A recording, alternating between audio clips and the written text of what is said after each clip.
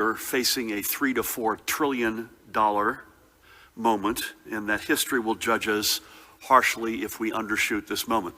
Certainly, we are happy to see the House and the Senate come to an agreement, one that will offer some relief for working families and small businesses, extend the deadline for the investment of CARES Act funds into our communities, and provide some funding for our vaccination efforts and our schools. But at $900 billion, we are undershooting, and no one should fall into a false sense that the job is done. It is not. This is no time for half measures, and we cannot keep finding ourselves back at the beginning once each round of support dries up before the pandemic is tamed. We need to keep working. Our families and businesses need more. Our communities and our fellow states need direct support. So yes, count me as grateful for this agreement, but do not count me as satisfied with it.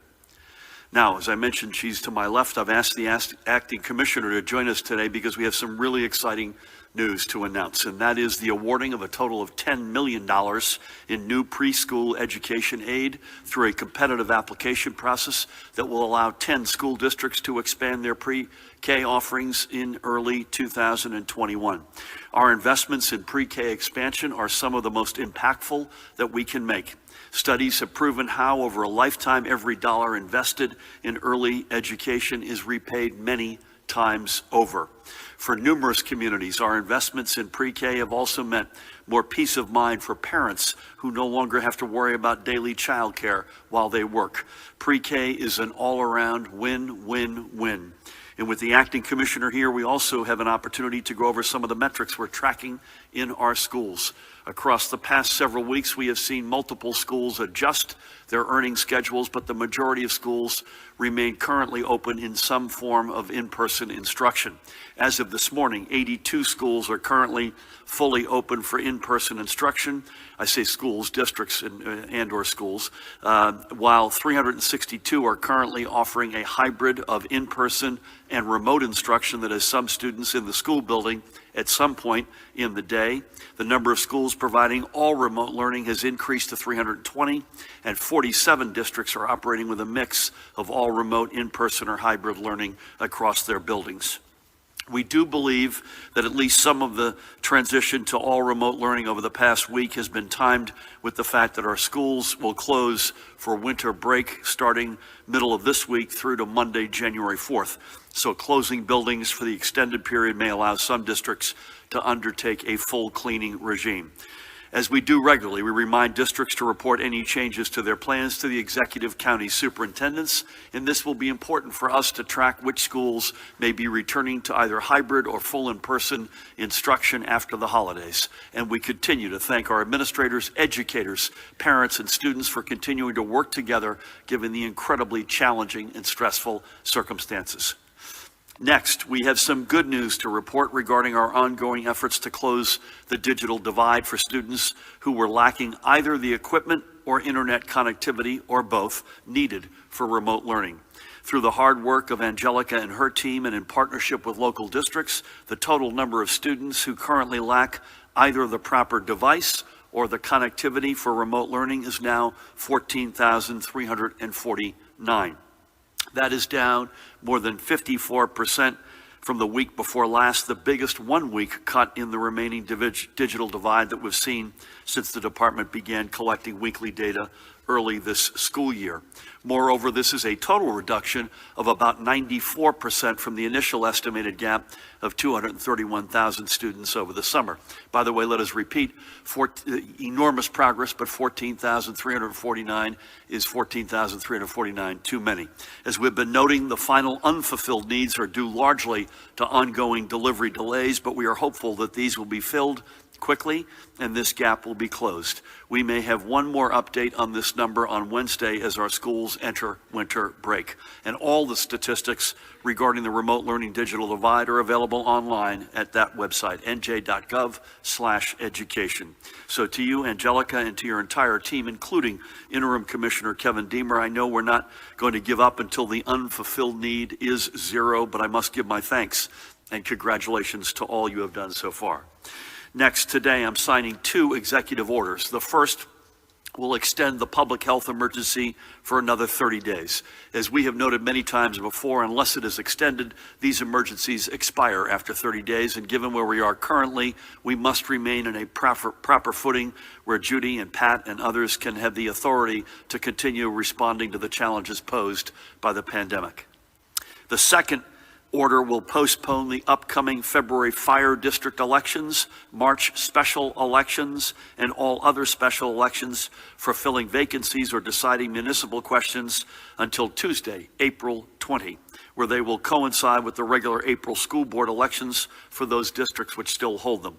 We are doing this because moving these elections to a single day better conserves the time and resources of our local election officials. We are, however, holding off for now on deciding the manner in which these elections will be held, whether it's all vote by mail, in person, or through a hybrid of VBM and in person. A final decision as to this must be made by mid-February. We want to be able to make that call based on where the numbers are and where we think they're headed, not only at that time, but going forward. And before I get to the numbers, and Judy, I know you're going to talk about this in more detail, I want to note that something that Judy told our team this morning, and that is New Jersey has registered all 5 of our state developmental centers in the pharmacy program for vaccinations. That's the federal pharmacy program, and many of our group homes for residents with developmental disabilities are similarly registered. So to you, Judy, and your team, Tina, and the rest of the squad, thank you for your focus to ensure some of our most vulnerable residents don't fall through the cracks when it comes to vaccinations against COVID. So with that, let's turn to our overnight numbers. We're reporting an additional 3,186 positive PCR test results, bringing us to a cumulative total since March 4th, 435,763. The positivity rate for the 22,824 PCR tests recorded last Thursday was 10.78%. Judy will have some very interesting and I think fascinating insights as to the regional breakdown of those numbers. And the rate of transmission is currently at 0.99. Now, yes, you're going to hear us, I think, today on the one hand, on the other hand, because this is, we're torn right now, I have to say. This is the first time in a long while, on the one hand, that RT has fallen below 1. But we are still recording some of our largest daily numbers, not just this day, but on an everyday basis since the pandemic began. We had 5,200 just yesterday. One day of RT below 1 is notable. We're happy for it, but it's not worth any celebration. It's certainly better than the alternative, but it's worth our doubling down to push RT down even further to the point where our daily numbers see not just a one day, but a sustained drop. In our hospitals, by example, as of last night, there were 3,371 COVID positive patients being treated, another 236 awaiting their test results. That's a total of 3,607. Of these, 727 were in intensive care units and 481 were requiring a ventilator.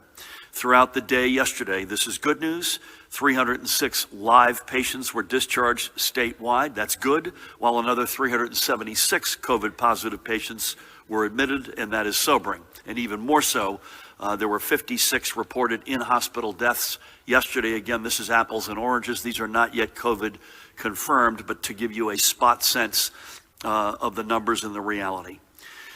In all of these important hospital metrics, we have over the past several days seen ups and downs. Each day that we see any decline is promising, but days like today where we see those gains reversed reminds us of both the fact that we are bouncing in a range and at the same time how far from being finished this virus is with us. And it shows why the next 2 weeks are really critical. We can't put it more plainly. This is not the year for Christmas as usual or New Year's Eve as usual. I was on with a labor leader earlier today and I said, this is the year for small ball. Please, even though I know we all want to, do not hold a large indoor family Christmas gathering or indoor New Year's Eve party. We cannot take the risk of one or both of those celebrations leading to a spike in new cases and hospitalizations. The evidence, anecdotal evidence at least, is that overwhelmingly folks did the right thing in celebrating Thanksgiving. But it is also true that in the 2 weeks leading up to Thanksgiving, we were averaging roughly 4,000 new cases a day. So far in the first 3 weeks of December, we're averaging nearly 4,800 daily cases. That's a 20% increase. On 8 of the past 21 days, we've registered more than 5,000 new cases a day. 6 of those came, by the way, within the first 2 weeks after Thanksgiving, including both of the days we registered more than 6,000. Likewise, the number of patients in our hospitals today is 25% higher than it was on Thanksgiving. Our ICU counts are up 30% since then, and ventilator use has shot up an even bigger amount. We need to stay focused on keeping our families and friends healthy. Again, I want to repeat, we know that overwhelmingly many of you heeded this call during Thanksgiving, and we thank you. But we also know that there were others who went on with business as usual, and this is not the year for that. This is the year for a small Christmas with those in our immediate family bubble. That means also ringing in the new year with only those in our own household. If we could do this, and we could push ourselves through our pandemic fatigue and into 2021 when our vaccine program will be taking off, hopefully by this time next year, we can once again plan for the big get-togethers. But if you insist on having that big gathering this year, you are taking a real risk that when next Christmas or New Year's comes around, there will be fewer loved ones gathered around your tree or under the ball. Let's see 2020 off in a way that sets us up for a strong and healthy 2021. We've already lost too many members of our New Jersey family. Today we are reporting another 29 confirmed COVID-related deaths, when our total of 16,315 confirmed deaths is added to our current total of 1,908 probable deaths. The scale of this pandemic is staggering. Let's do as we do every day, remember a few of the precious souls we have lost. We'll begin today by remembering a legend, East Hanover's Carmela Scarnato, who passed away at the age of 100. Carmela was a Newark native and longtime resident of Irvington. She was an Irvington High School cafeteria worker for 20 of those years before she moved to East Hanover in 1993. Active throughout her retirement, Carmela was a member of the East Hanover Senior Citizens Club, where she made many friendships. Those friends and her family will miss her cheerful smile and the lighthearted way she looked at life. And her family especially will miss her cooking and exceptional baking. Carmela was predeceased by her husband 5 years ago. She leaves behind 3 beloved children, her daughters Linda and Jennifer, and I had the great honor of speaking with Jennifer and her husband Dennis on Friday, and their families, and Carmela's son Leonard, to whom she was especially devoted. She's also survived by her grandson David, granddaughter-in-law Tara, and her 4 great-grandchildren, Logan, Wyatt, Owen, and Cole. What amazing changes Carmela witnessed throughout a century spent in the great state of New Jersey. May God bless and watch over her and her family. Next up, we celebrate the life of a guy who is so properly named James Motion. He called Ridgefield Park home and was 80 when COVID-19 took him away last month. For 23 years, James was a proud member of the NJ Transit family, a bus operator and a member of Amalgamated Transit Union Local 825, a local I know well. Countless daily commuters on the 168 line from Paramus to the Port Authority bus terminal may have never known him by name, but they knew his face, and they knew he was going to do everything possible to get them into the city or home again on time. James is survived by his wife, Deborah, and their children, Lisa and Jim, and Jim's wife, Evelise. I spoke with Jim on Friday, and his 2 grandchildren, Scarlett and Chance. NJ Transit President and CEO Kevin Corbett paid tribute to James at the agency's last board meeting, and likewise today, I thank James for his years of commitment to NJ Transit and the riders who put their trust in him every single day. May God bless his memory and watch over him and his family. And finally, today, we remember a pioneer of the soul and R&B TSOP, the sound of Philadelphia, Kenny Scott Jeremiah. Kenny was 78 years old and had called South Jersey home for the past 50 years. Pat, is that a look or what? Come on, man. including the past several years as a resident of Northfield in Atlantic County. Kenny was a founding member of the Soul Survivors, whose 1967 hit, one of my favorites as a 10-year-old, Expressway to Your Heart, which went to number 4 on the Billboard Hot 100 and earned him the first of what would eventually become multiple gold records. He performed around the world with numerous other musicians and groups throughout his career, including a member of Shirley and Company, and contributing to their 1975 number 1 hit, another favorite, Shame, Shame, Shame. Later, Kenny would trade the stage for the radio studio, broadcasting for many years out of Vineland's WVLT Cruisin' 92.1 FM, alongside longtime partner and friend DJ Pepper Paul. In 2017, Kenny's legendary music earned him a plaque on the Philadelphia Walk of Fame on the Avenue of the Arts. And earlier this year, he was awarded the Blue Sapphire Salute to Service Award by Row Home magazine for his impact on the city of brotherly love. Kenny leaves behind his companion of the past 29 years, Patricia Del Sordo, along with his best friend, his brother, Al, and his wife, Gail, and I had the honor of speaking to Al and Gal from Howard Beach on Friday. He also leaves behind his nephew, Albert, along with many cousins, and Kenny was predeceased by his niece, Nicole. There's a line in Expressway to Your Heart. You can look this up. I thought I could find a clear road ahead, but I found stoplights instead. Kenny never found any stoplights. May God bless him and watch over him, and may his music play on. These are just 3 of the now more than 18,000 families whose holiday celebrations have been muted because of an empty chair around the table. Their stories and the lives they lived are what should spur us to keep up with the practices that we need to maintain as we prepare for our all-out vaccination efforts. You know the basics, folks.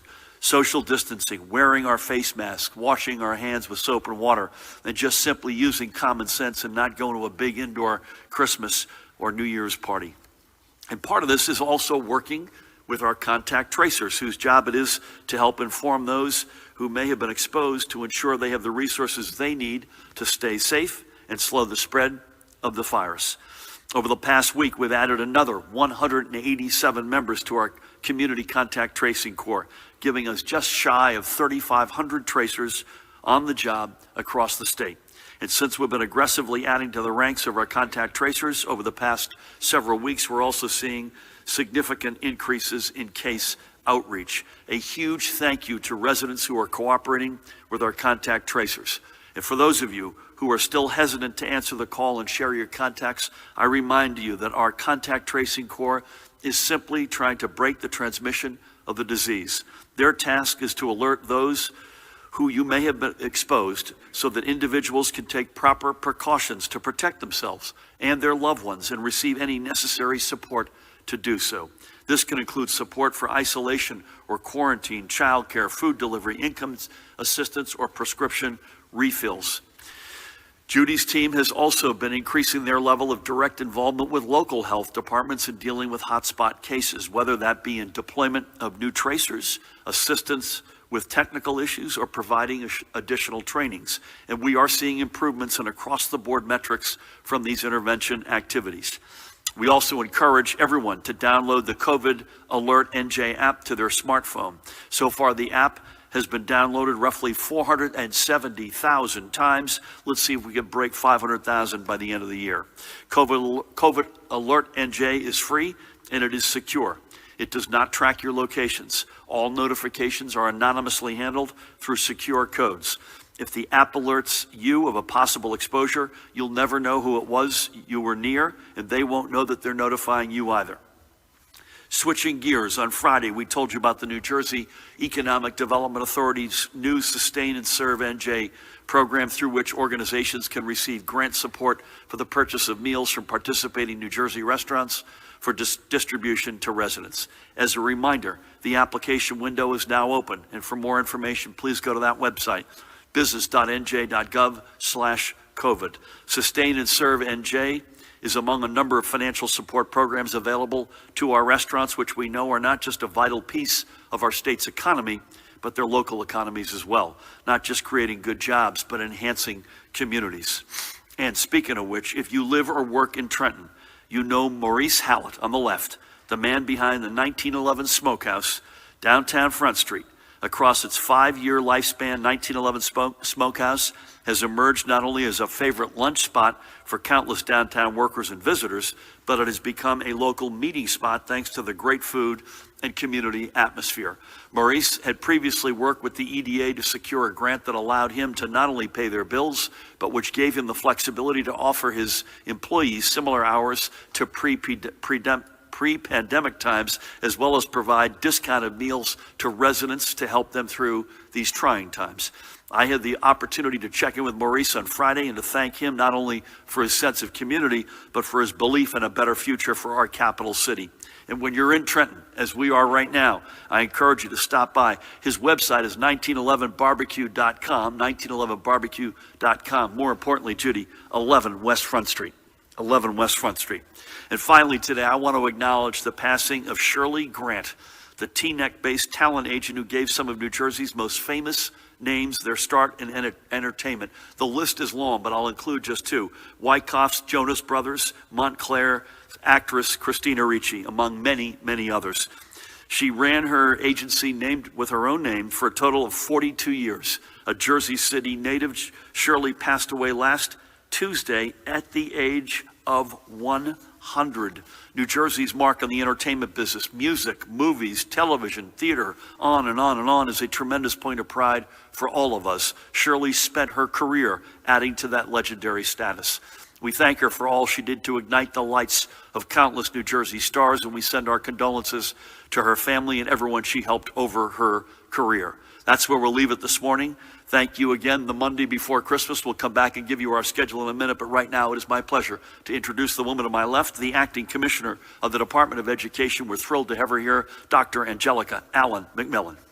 Thank you, Governor Murphy, for the opportunity to participate in today's press conference.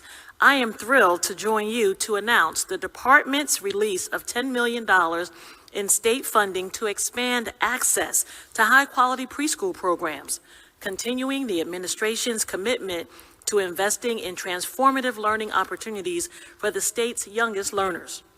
Despite the unprecedented fiscal challenges COVID-19 posed to our state, the governor and state legislature partnered to ensure that the fiscal year 2021 state budget advanced our shared goal of growing and improving preschool programs around the state. Thank you to our partners in the legislature whose commitment to early childhood education made this investment possible. I would also like to thank all the dedicated applicants for their leadership and commitment to our children. Under a very tight timeline, they applied for the opportunity to plan and build programs for our youngest learners. Applying to join New Jersey's state-funded preschool program is a difficult task under normal circumstances, and these school districts have had the foresight to look beyond our current emergency and embrace the benefits of expanding or establishing preschool programs. While preschool expansion has been a central priority in this administration since day one, COVID-19 has shown the critical importance of high-quality, standards-aligned early childhood education. The last 9 months remind us of the extent to which our youngest learners require unique, dedicated supports to meet their needs, and of the extent to which our families and communities rely on early childhood education to participate in our society and economy. The awards announced today will further empower our districts, children, and families to reap the invaluable benefits of high-quality preschool education. These funds will expand access to high-quality preschool in 10 districts, growing the number of preschool seats in those districts by a total of 818 new seats, and while also enhancing the quality of their existing seats. The benefits of high-quality preschool to our youngest students are immediate.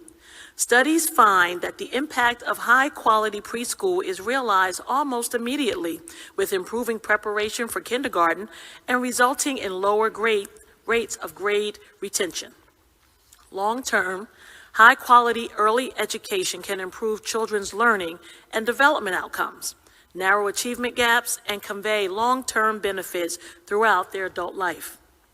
That may sound like a broad continuum and huge promise, but decades of research prove that enormous benefits of participation in in high-quality early education pays off.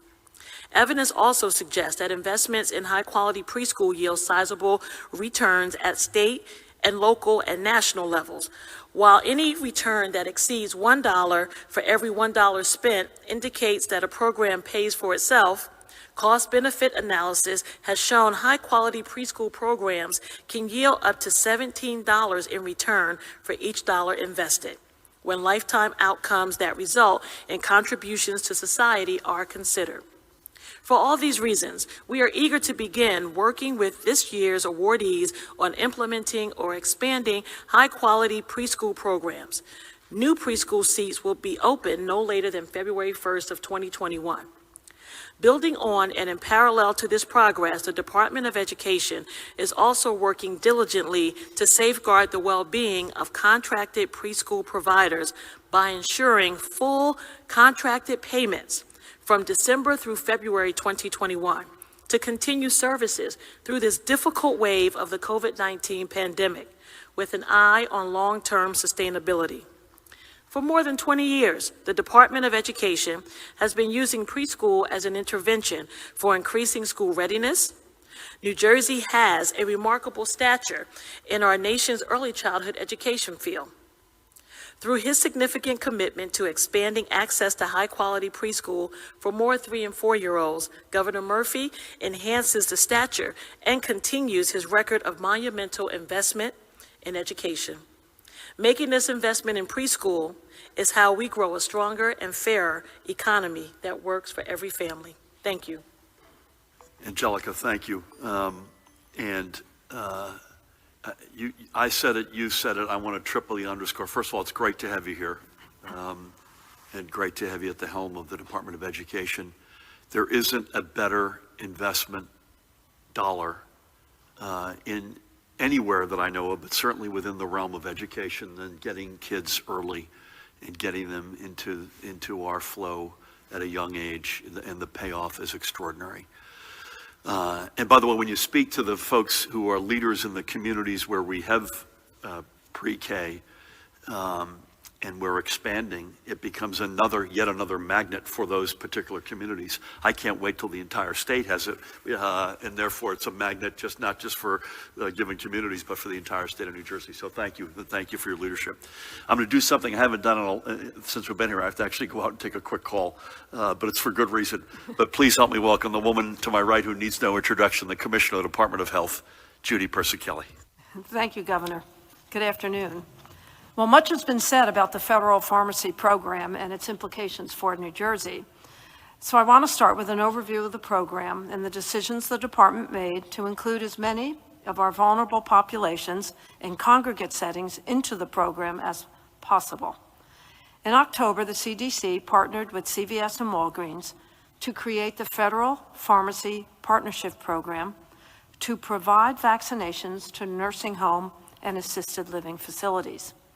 Shortly after the program began, the CDC began expanding the types of facilities that could be admitted into the program to include those living in high-risk congregate settings, not just long-term care facilities. The department immediately began advocating to get as many of these facilities into the program as possible.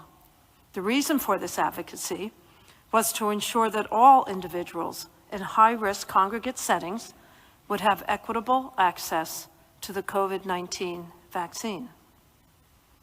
In addition to the vulnerable residents of nursing homes and assisted living facilities, we were most concerned for the 4,300 members of the staff and 1,250 residents with intellectual and developmental disabilities in our 5 state developmental centers, and the 7,600 individuals in our 650 group homes and other long-term residential facilities.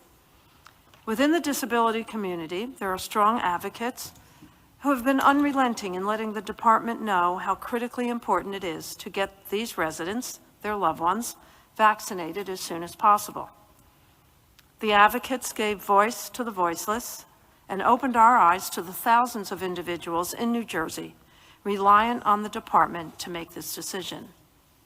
Since October, the department has been in contact with the CDC, working to get as many groups as possible vaccinated through this program. The facilities in this category of congregate settings include federal housing and urban development residences for 21,600 seniors, and also continuing care retirement communities for 2,440 elderly residents. This was a massive undertaking. Although we do not have final confirmation of the number of facilities accepted into the program as yet, we do know that approximately 1,800 facilities have been uploaded into Tiberius, so we are hopeful that many of these facilities are in the program and will be able to receive vaccines as the vaccine is allocated to New Jersey through the Federal Pharmacy Partnership.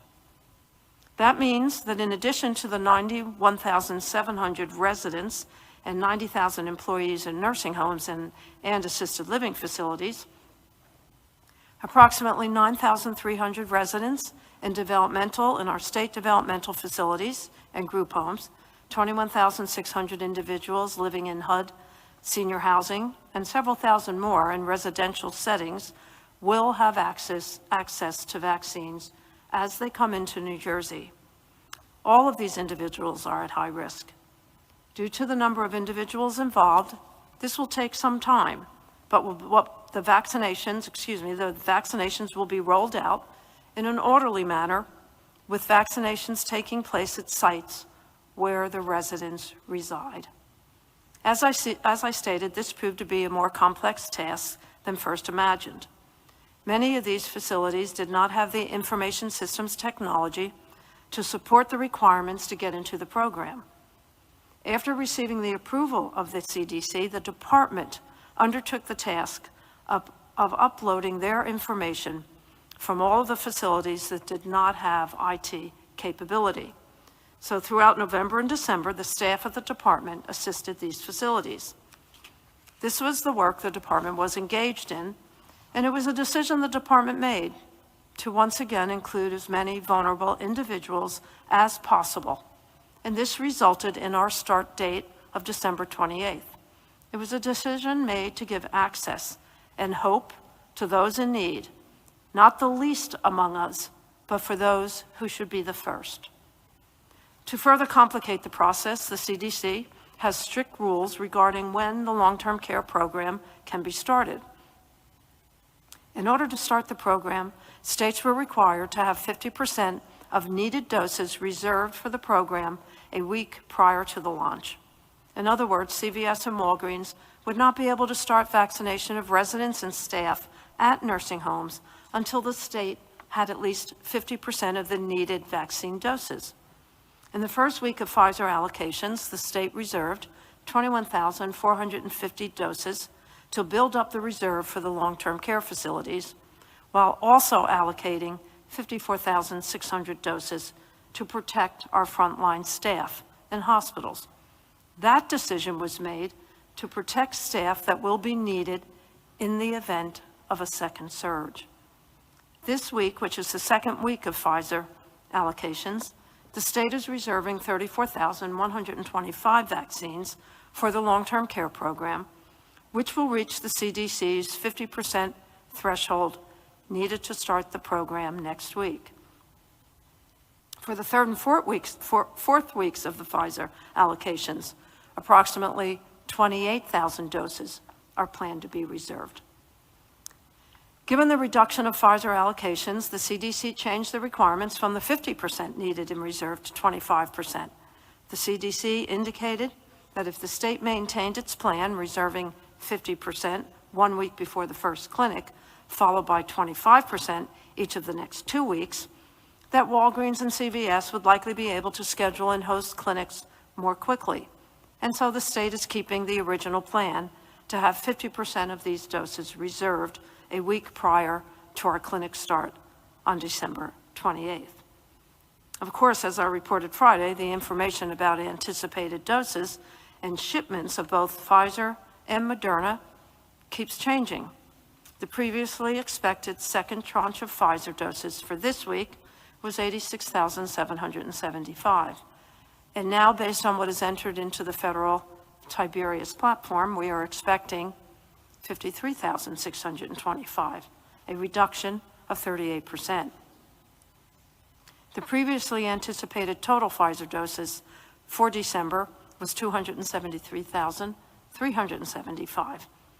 Now, based on what has been entered into the Tiberius system, the revised expectation is 183,300 doses. This change represents a 33% decrease. Separately, we also received updated guidance on Moderna. For total Pfizer and Moderna for this month, the previously expected amount was 492,075 doses. The number that we expect to receive now is 392,800. This represents a reduction of approximately 20%. We will continue to allocate vaccine according to CDC guidance and the federal authorization. Today, the Moderna vaccine is being shipped to 18 hospitals, 2 federally qualified health centers, and 2 urgent care centers. These community sites will be available to vaccinate healthcare workers in the community. As of 4 p.m. yesterday, 26 hospitals reported administering 8,740 first doses to healthcare workers. For frontline workers in our acute care hospitals, especially in our emergency rooms and critical care units, the vaccine certainly offers a ray of hope during the dark days of this virus. Moving on to my daily report as we approach Christmas and other holiday celebrations, I want to remind people that this cannot be a time of normal holiday gatherings. Although we saw an uptick in cases after Thanksgiving, our hospitalizations appear to be stable, but we must remain vigilant, wear a mask, practice social distancing, stay home when you're sick, do not attend large gatherings, stay within your household bubble. Don't let the virus come into your house for the holidays. It is an unwelcomed guest. As the governor shared, our hospitals reported 3,607 hospitalizations. There are 727 individuals in critical care, and 66% of those patients are on ventilators. There is one new report of multi-system inflammatory syndrome in children. There are now currently 66 total cases in the state, and fortunately, no deaths. At the state's veterans' homes, we're reporting one new positive case among residents at the Paramus home and 5 new resident cases at the Vineland home. And at our state psychiatric hospitals, we are reporting 4 new cases across the 4 hospitals. All of those cases are at Ancora. The daily percent positivity as of December 17th in New Jersey is 10.78. The northern part of the state reports 8.91, the central part of the state 10.39, and the southern part of the state 14.17. So that concludes my daily report. As we approach the holidays, all of us at the Department of Health wish you a safe and joyous season, filled with the joy of knowing that each of you have the ability to protect your loved ones, your neighbors, and your community. Mask up, wash your hands frequently, celebrate remotely, avoid gatherings, and for each other and for us all, please take the call. Thank you. Judy, thank you, as always, for everything, but in particular 2 things. One is the deep dive on vaccines.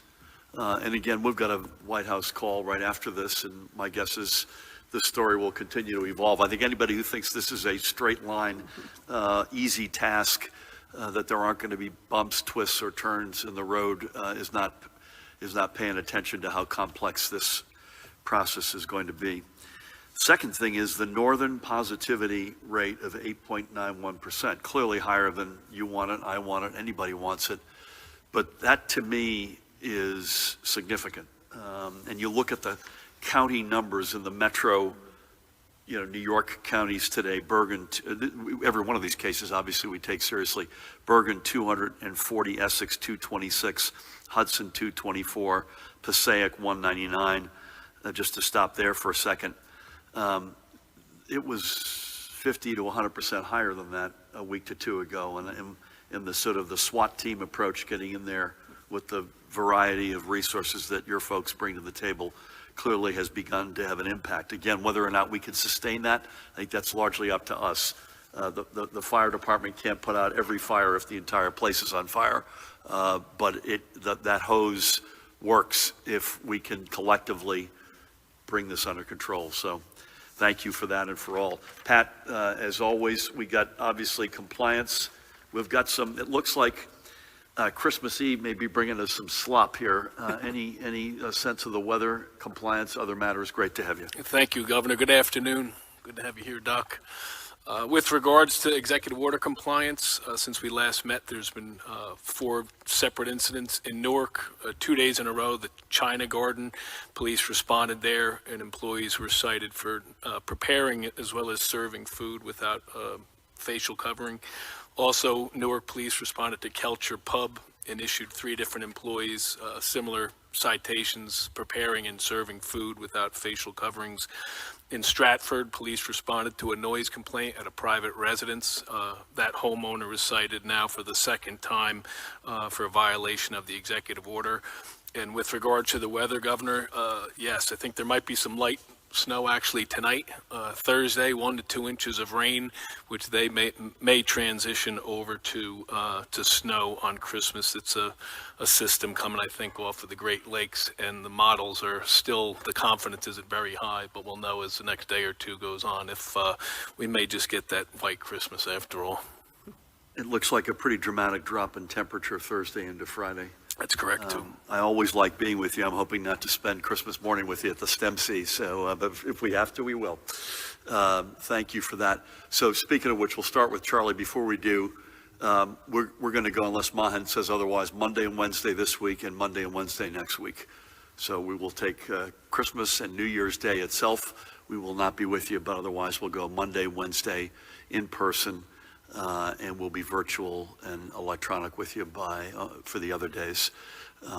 And again, we've got a fairly significant White House call shortly. So I'm going to ask you if you can all be economical with your questions. There's a lot of you here today. We're always honored that you're here. Charlie, we're going to start with you. Thank you, Governor, and congratulations to the Acting Commissioner on your nomination and on the announcement today. For you, in just a few short weeks, the 750 students at Lincoln Annex School in New Brunswick will be asked to return, not to their neighborhood school, but to an unfamiliar temporary space in a converted warehouse. So their public school, which was opened just 4 years ago, can be acquired by a hospital and torn down. Acting Commissioner, have you had spoken to any of the parents or students there about their concerns? Would you be willing to have those conversations? And for you, Governor, both the current Lincoln Annex School and the proposed replacement would be built without SDA involvement, even though New Brunswick's an SDA district. What does that say about the SDA, and what do you think should happen with regard to future school construction funding for these SDA districts? Yeah, I'll start. Charlie and Angelica can weigh in if she wants to. I've got nothing new to report on this. Other than this, I actually was across the street from the school last week with Judy, one of its most illustrious graduates. And we care both. We can walk and chew gum. We care both about our number one public education status in the nation, including that school and the kids and the parents who are associated with it. And at the same time, we can develop great innovation, STEM-heavy, Rutgers-related activities. Is that fair? Yes, yes. All right. Thank you, Charlie. We'll go to Dustin in the back. Thanks. Good afternoon. On tax incentives, are you okay with the fact that lawmakers added in 142 pages of amendments on a Friday for a bill that passed today? Are there any analyses that show how much this bill could bring in terms of business activity and more taxes? And how can you reconcile borrowing $4 billion and then forego more than $11 billion in tax revenue over 7 years? Doug Steinhardt has called for the health commissioner's resignation over missing the deadline to start vaccinating in nursing homes. What's your response to that, and where does the responsibility for that missed deadline lie? When can we expect details on scheduling vaccinations? now that the Hospital Association is voluntarily requiring its members to submit data daily on hospital outbreaks. Will you sign the legislation that was passed? How about When one can we more? see that? When can we see that on the dashboard? Just one last thing. Why the hesitation on banning flights from Britain given the new strain of the coronavirus? On what, Thanks. sir? The last one? Why the hesitation on banning flights from Britain with the new strain of coronavirus? I apologize. I'm still not understanding you. Banning flights. Oh, okay. There's hesitation there. I got it. There's no hesitation. That's something that I think the science around that is still to be determined, unless Tina and Judy say otherwise. And we're working with the Port Authority and our partners in the region as we speak. Tina, anything you want to add to that? I think right now we're still in the process of trying to understand what's going on with this new variant. We understand that there might be some, we know that mutations are happening all the time with this virus as with other viruses in general. But as far as, how that changes management right now, there is really no change in management. We still have to keep vigilant with the social distancing, the masking. There's no evidence right now about the impact to, vaccine efforts. And frankly, the message that the commissioner and the governor have been reiterating this entire time about trying to not do travel, non-essential travel, that's really at the crux of this all. Because whether you have concerns about a new variant from the UK versus, a hotspot from another part of the country, does it really matter? Yeah, I'm with you on that. So we are in discussions with the Port Authority as it relates to airports. But I'm on Tina's point. I was asked this morning. The message for me is don't travel. UK is or otherwise. Stay home. I'm going in reverse order, I realize. So you asked when will we have vaccination schedules up on the dashboard? I think this is still evolving, Judy, right? I mean, part of the reason, and I know you said this, part of the reason why we're with 37 other states on long-term care a week from today is we had gotten guidance from the feds as opposed to this is what your order will look like, and that is still evolving. Is that fair to say? So I'll leave it at that. Go back one second. Doug, Doug, who said something? Steinhardt. About? He's called for the health commissioner's resignation over this issue of missing the deadline for vaccinations, and I just wanted to see what your response is. And where's the responsibility for that missed deadline lie? Yeah, I think you heard how we're thinking about vaccines, and we don't, the last thing we need are people who don't know what they're talking about from the cheap seats. I think Judy went through this in great detail. And again, we need, this is not going to be a straight line. This is going to be, you have to accept, it's a little bit like we've been saying about school year. It's not a normal school year. And this is not an easy, straight line process. It is one of the most ambitious federal government initiatives ever undertaken. And folks have to understand that. And we need our federal partners. They are going to be playing the existentially important role here, but it is not a straight line. Listen, I've said everything I'm going to say on incentives, other than I'm told while I was here it passed the Assembly earlier 68-11 and the Senate 38-1, which means by definition it was overwhelmingly bipartisan, and grateful to hear those numbers. The fact of the matter is the principles that underpin this incentives package have been out there for 2 years. And I said this on Friday, the more people look at this, this gets better on close inspection as opposed to otherwise. There's not only total caps, there's program caps. It's got great for Main Street, underserved communities. It's a jolt in the arm for our innovation economy. It's got an inspector general. I mean, it's got all the stuff that we have been preaching from day one. And we're going to need it because the fallout from this pandemic, an underwhelming federal response, at least for the time being, we're going to need this. And so I'm gratified that we will have it as a weapon. Dave, good afternoon. We have to pick up the pace, and I apologize. Hi, Governor. Not you personally, but I although haven't you said personally, anything yet. yes. Question for Commissioner Persikilli. You mentioned all of the players that you want to see in the Federal Pharmacy Partnership Program. In total, do we have an idea? How many people are we talking about? Are they all going to start December 28th, or is it just going to be the long-term care facilities and their staff and so forth? And then for you, Governor, this is from Mike Simons. He's wondering, he says, it looks like the Regional Transportation and Climate Initiative, we are not going to join this at this time. Could you explain what your thinking is on this, or why we are going to do whatever we're going to do? Thank you. Thanks, Dave. I actually misspoke. It's 36 other states. It's a total of 37 that are going a week from today. Judy, any more color on that? Yeah, the total is about 125,000 individuals. We'll start with long-term care, then assisted living, and then the developmental facilities, the state developmental facilities. And then, we have thousands of group homes, and they'll be in the queue to be visited and vaccinated. And remember, it's two vaccinations. It's a two-shot deal. So this is a big program. And so 125,000 vaccinations times two. So about 250,000 vaccinations. It will take a while. We do not have the schedule from CVS and Walgreens yet. Long-term care will start next week. Mike Simon, tell him I said, I haven't seen him in ages. I hope he's okay. Listen, we like this conceptually. And by the way, I'd put our record on the environment up against any other American state over the past 3 years, and I mean that literally. From environmental justice to offshore wind and everything in between. So we like it conceptually. Devil's in the details a little bit. And I'm conscious of the sticker shock, potentially, because it would require some amount of payment at the gas pump. And in the environment in which we're in, per my reaction to Dustin's question about incentives, we got to be careful about what we're asking folks to bear here in what is to say it's an unusual economic environment, I think is the understatement of the day. Sir. Hello, Governor. Hey.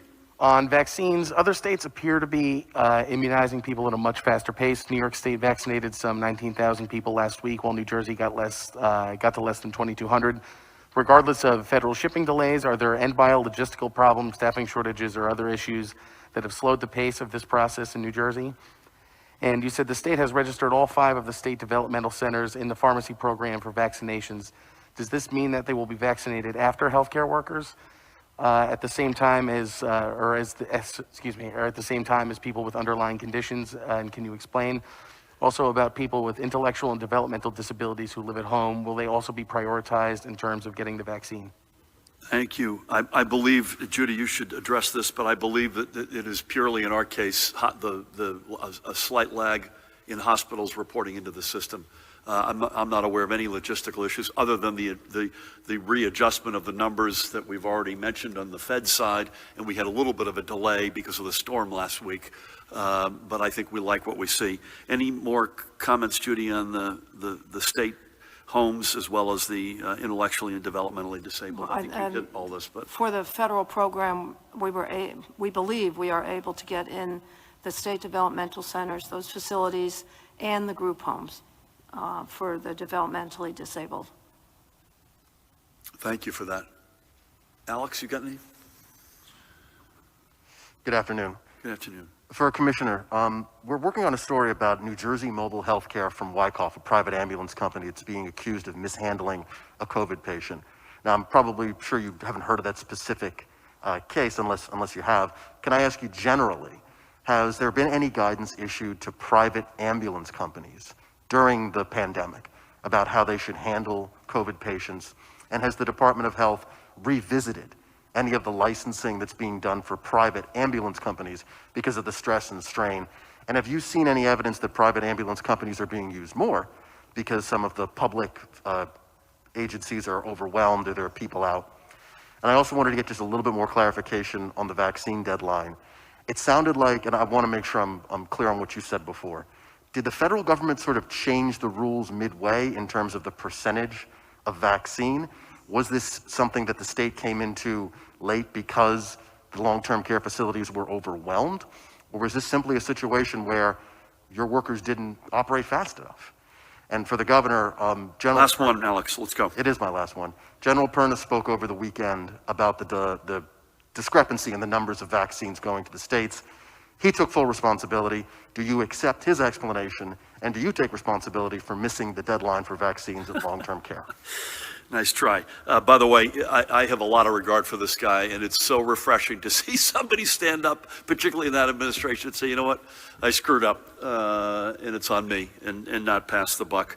By the way, one thing I haven't said, not only are 37 states, including New Jersey, going next Monday on long-term care, I believe this is true. If you look at the amount of long-term care residents and divide it by total residents in the state, we have the highest density, at least among the highest, if not the highest density of long-term care residents in the state. And again, I think Judy's addressed this, but I would just add in my own words, we wanted to make sure we got this exactly right, and we had guidance from the feds. We did not have a specific shipment number.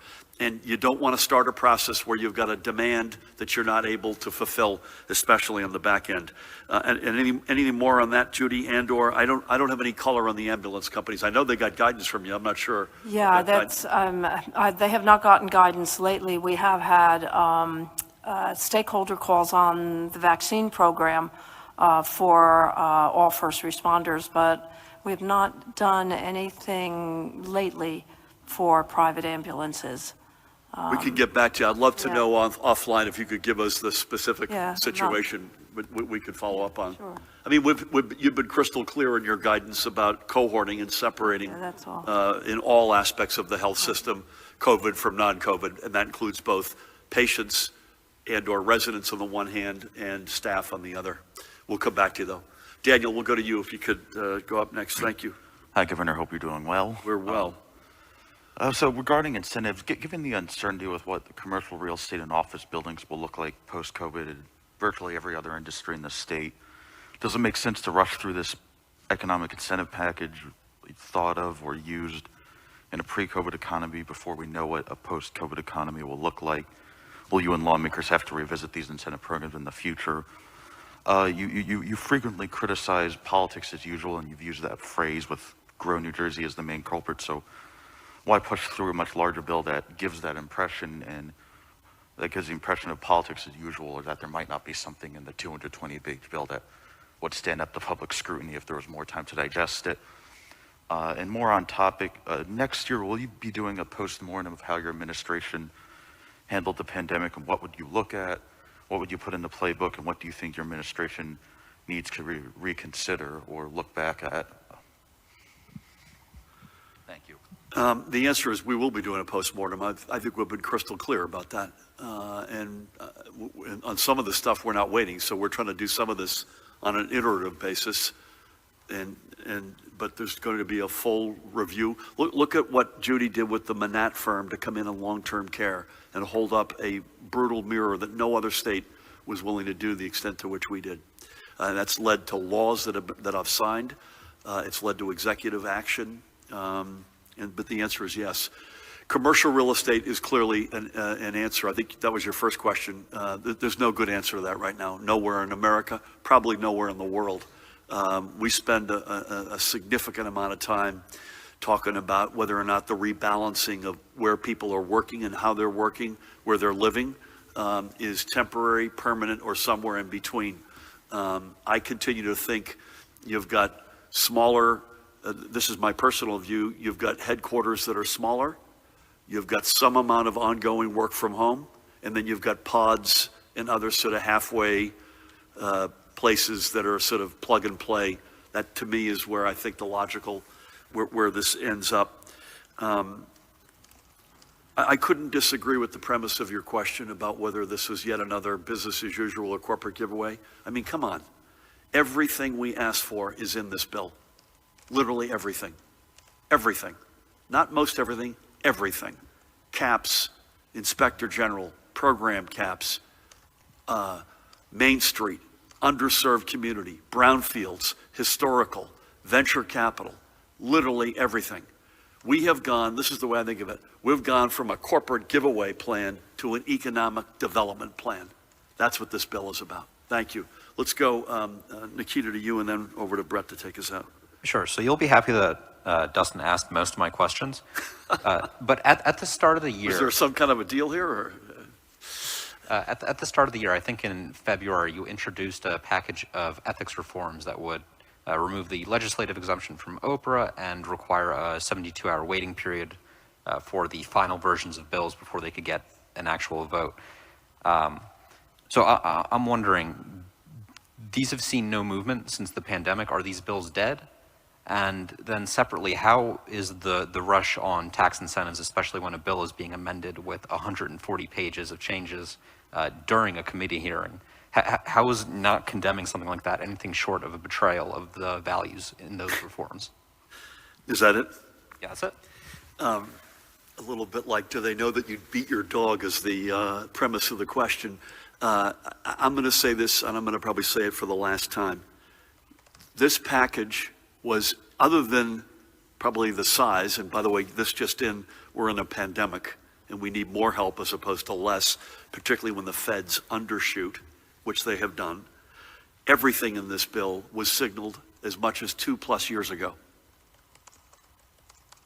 The closer you look at this is one of these bills, the closer you look, the more you like it. And I continue to be, as a general matter, I'm not going to answer the specific, not that I'm not answering it, but the general notion of ethics reform, I think is good hygiene, good housekeeping, and I still stand by that.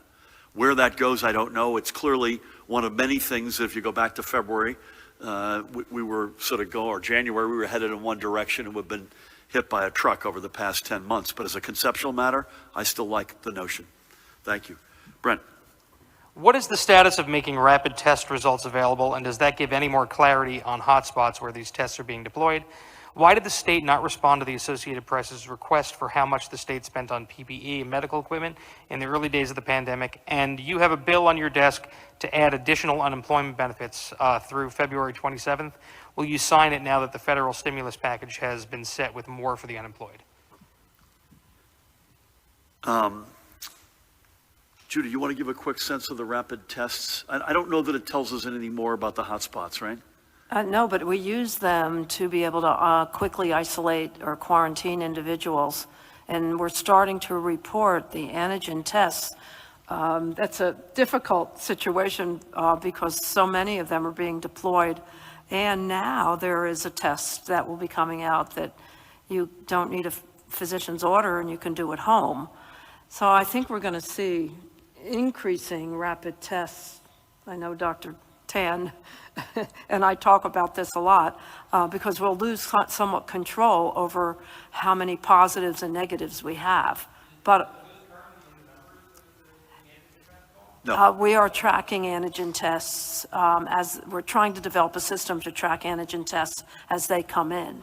But we will never see all of them. I don't believe we'll ever get a handle on all of them. But I think you're hearing the back. Tina, am I right about this? Judy's first point, I think, is the important one. It doesn't tell you any more about a hotspot, but it's actually the reverse. That's part of the response to a hotspot. And therefore, you're seeing, now the Abbott Binex Now test, they are still not linked directly into the healthcare database anywhere, not just New Jersey, anywhere, whereas the Q Health are. But Tina, please. We actually are getting a lot of data on these antigen tests right now. It's just a matter, as the commissioner had mentioned, of, how do we package that and present this in a way that, can be helpful for folks to say. But I do have to say that we are acting on all of these positive antigen results. These are treated like our confirmed PCR tests, and that there's public health action that's being done on each of these antigen results. Without commenting on the specifics of the bill, Brent, anything we can do to help folks who are unemployed right now count as in. So I'll just say that as a conceptual matter. I have no problem at all reporting what we spent on PPE, but maybe Paramount has got a better answer than that. So I'm not sure why anyone said no to that, but I'm all for everyone knowing exactly what we're doing. So I'd like to follow up with you on that one, if we could. Mahan, where are you? So thank you. Thanks, everybody. Thank you also for being economical in your questions. I'll mask up here. Again, we are virtual tomorrow. Wednesday, we are at 1 o'clock. I know I'm going to be on the road tomorrow, and more on that as we get that settled. But tomorrow will be an exciting day again on the economy. And Wednesday we'll be here at 1 o'clock. Otherwise, I think you and I may be witnessing some shots in the arms on Wednesday as well, separately. Angelica, thank you so much for being here and for your leadership. And it's great to have you on the team. Judy and Tina, as always, thank you for your leadership. Pat, keep us honest on the weather if you could. Again, we might get a little bit tonight. Is that what you said, a little bit of snow? Okay, so everyone be careful out there.